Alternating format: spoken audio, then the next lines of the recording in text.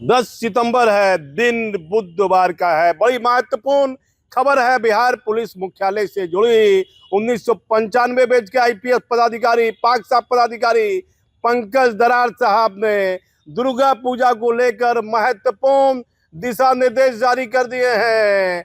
कई बिंदुओं पर ध्यान दिलाया है, कई महत्वपूर्ण बिंदुओं का जिक्र किया है। नेपाल की घटना से भी सबको सीख लेने की आवश्यकता है। नेपाल की घटना को भी लेकर पुलिस मुख्यालय ने चौकसी बरती है, हाई अलर्ट भी किया है। अब आ जाइए, पंकज दरार साहब ने जो आदेश जारी किया है, जो निर्देश दिए हैं, महत्वपूर्ण दिशा निर्देश रेंज के डीआईजी, आईजी, रेल के सभी पदाधिकारी को 22/9/2025 से दुर्गा पूजा नवरात्र की शुरुआत होने की सूचना है और सभी जगह पर कलश की स्थापना की जाएगी। मंदिर में पंडाल उंडाल लगाए जाएंगे, खुला स्थान पर भी लोग पूजा करते हैं। सार्वजनिक दुर्गा पूजा स्थल पर माता दुर्गा की प्रतिमा स्थापित कर प्राण प्रतिष्ठा की जाएगी तथा पूजन समारोह का भजन कीर्तन का भी आयोजन होता है। 29/9/2025 को सप्तमी है, दिनांक 30/9/2025 को अष्टमी है, दिनांक 1/10/2025 को नवरात्र की पूजा संपन्न होगी। 2 तारीख मतलब 2 अक्टूबर 2/10/2025 को विजयदशमी का पर्व मनाया जाएगा। विजयदशमी के दिन अधिकांश जगह पर रावण दहन का कार्यक्रम का आयोजन किया जाता है, जहां काफी संख्या में भीड़ एकत्रित होती है। इस महत्वपूर्ण धार्मिक पर्व अवसर पर राज्य में विधि व्यवस्था संबंधित गंभीर समस्या उत्पन्न होने की संभावना बनी रहती है। ये सच है। राज्य में आगामी विधानसभा चुनाव होना है और जिसको लेकर ग्रामीण और शहरी क्षेत्र में विभिन्न समुदाय के बीच गुट प्रतिबंधा अस्पष्टता बनी रहती है। ये सच है। प्रत्येक छोटी से छोटी घटना पर तुरंत कार्रवाई कर अंकुश लगाना जाना आवश्यक है और 5 सालों का डाटा दिया है एडीजी विधि व्यवस्था ने कि हाँ, यहाँ घटना घटी है। 2023-24 से लेकर 2020 से लेकर 2024 तक 5 सालों का आंकड़ा दिया। तो 2024 का मैं आंकड़ा बताता हूँ।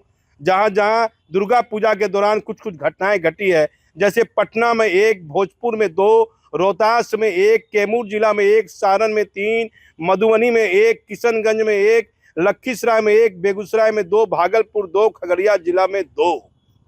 तो कई गंभीर बिंदुओं का उल्लेख किया है और सोशल मीडिया पर निगरानी रखने की आवश्यकता है। कई गंभीर बिंदु का निर्देश दिया है पंकज दरार एडीजी विधि व्यवस्था ने। और सबसे महत्वपूर्ण खबर दूसरी आ जाती है, ये भागलपुर से जुड़ी है, चुनाव के संबंधित है। जनसुराज के हेड है प्रशांत किशोर की पार्टी का नाम है जनसुराज। जो चर्चा है कि मोहर मार दी है प्रशांत किशोर साहब ने भागलपुर से एक चर्चित सिल्क व्यवसायी पप्पू साव जिनकी बहुत चर्चित दुकान है बाजार में, कपड़े की बड़ी चर्चित दुकान है और एक बड़ी महत्वपूर्ण व्यापारी भी है अपने समय के और बहुत चर्चित व्यक्ति नाम है पप्पू साव। एक मामले में इनका नाम भी आया था। वह जनसुराज से भागलपुर से चुनाव लड़ेंगे। उनको उम्मीदवार बनाए जाने की चर्चा 100 में 99% कंफर्म मानी जा रही है कि पप्पू शाही भागलपुर से जनसुराज के उम्मीदवार होंगे। अब क्या कर रही है स्पेशल ब्रांच, इस पर ध्यान देना चाहिए। चुनाव में कौन पार्टी कहां से चुनाव लड़ रही है, सरकार पता नहीं क्या हो रहा। नेपाल की स्थिति को देखना चाहिए, सीख लेने की आवश्यकता है। फिर कहलगांव आ जाइए आप। कहलगांव में जनसुराज से उम्मीदवार होगी महिला उम्मीदवार पप्पू खान, जो हमारे बीच अब नहीं रहे, और पप्पू खान की पत्नी नौसामा खान को कहलगांव का नया उम्मीदवार बनाया जाने की संभावना बताई जा रही है। 100% की जनसुराज से कहलगांव से नौसामा खान चुनाव लड़ेगी कहलगांव से। और फिर आ जाइए, और खबर हमारे पास में है, अभी लगातार चर्चा में है बिहार विशेष सत्र, जिसे पहले बीएमपी कहते थे। डीजी जितेंद्र कुमार का एक आदेश जो पूरी तरह चर्चा में है, उस पर भी आपको हम खबर बताएंगे। लेकिन डीजीपी साहब बांका जिला के बोंसी की घटना, केस नंबर 225/2025 में 2 लाइनर को पुलिस ने जेल भेज दिया। बांका एसपी ने पीसी कर ली। लेकिन जो 4 नकाबपोश अपराधी थे, जिसने दुकान में घुसकर नवीन भुवानिया की हत्या की, नवीन भुवानिया ने बहुत कोशिश की, अपराधियों से उलझते रहे कि मेरी दुकान में घटना ना घटे, लेकिन वह अपराधी नवीन भुवानिया को गोली मारता रहा। इस घटना में जो सबसे बड़े अपराधी, जो 4 अपराधी उस दुकान में प्रवेश किए, क्या डीजीपी साहब, लंबा अनुभव आपका है, क्या राजनीतिक प्रेशर है, क्यों नहीं इस घटना का खुलासा पुलिस कर पाई है? ये 30 अगस्त की घटना है और आज 10 सितंबर है। आप मानिए तो 12 दिन इस दिन घटना को पूरे हो चुके हैं और पुलिस ने 2 लाइनर को जेल भेजकर अपनी पीठ को थपथपाया है। पुलिस की बेहतर सफलता दिखाई है। क्या वह दो लाइनर जेल गए हैं?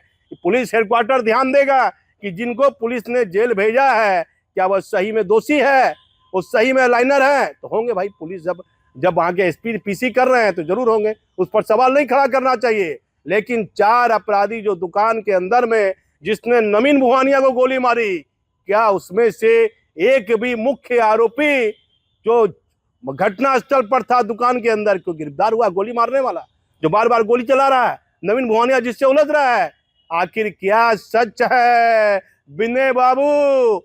आज के इस सोशल मीडिया के जमाने में आपकी जो छवि है उस पर सवाल उठ रहा है, सवाल उठ रहा है।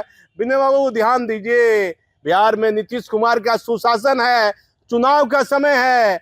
बांका के बौंसी थाना क्षेत्र की ये घटना कहीं न कहीं पुलिस की कार्यशैली पर गंभीर सवाल खड़े हो रहे हैं। सच देखना है तो हमारे चैनल पर आप बने रहिए। मैं भागलपुर से दीपक नौरंगी।